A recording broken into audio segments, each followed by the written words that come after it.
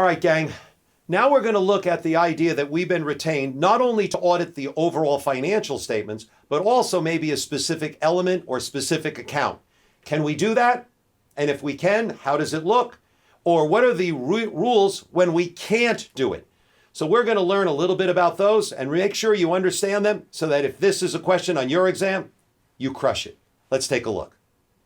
You'll note here that we're looking at audits of specific elements, accounts, or items in the financial.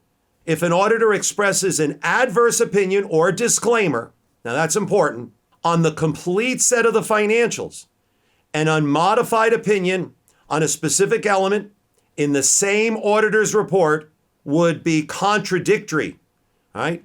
The adverse would contradict the adverse or disclaimer of opinion and would be the same as expressing a piecemeal opinion. So we're going to take a look and say, you got to be real careful. Now, what is a specific element? It could be accounts receivable. Maybe a bank uses those as collateral, or maybe they're being factored. The allowance for doubtful accounts, maybe inventory, the recorded value of intangibles, or a schedule of investments. Those could all be some of the elements, accounts, or financial statement items.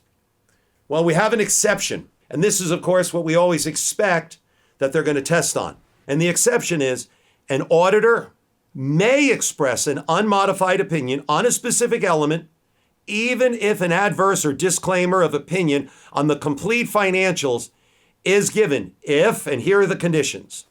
1, the opinion on the specific element is not published with and does not accompany the auditor's report on the complete set of financials. That's number 1.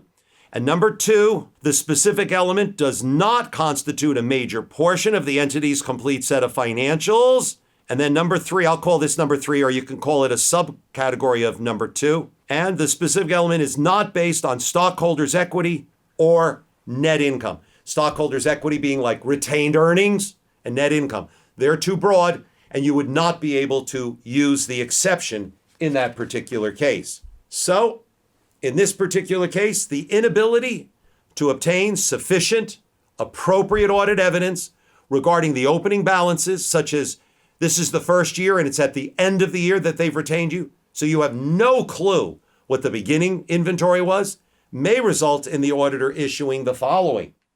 1, an unmodified opinion on the balance sheet at year end, and disclaiming the statement of equity because in that case, retained earnings, you're just not sure. Same thing with income. You don't know beginning inventory. And remember, cost of goods sold is beginning inventory plus purchases minus the ending, which you could verify the ending, equals cost of goods sold.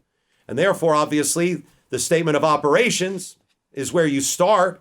And that, of course, starts with income, which you had to disclaim. So you'd have to disclaim that one as well.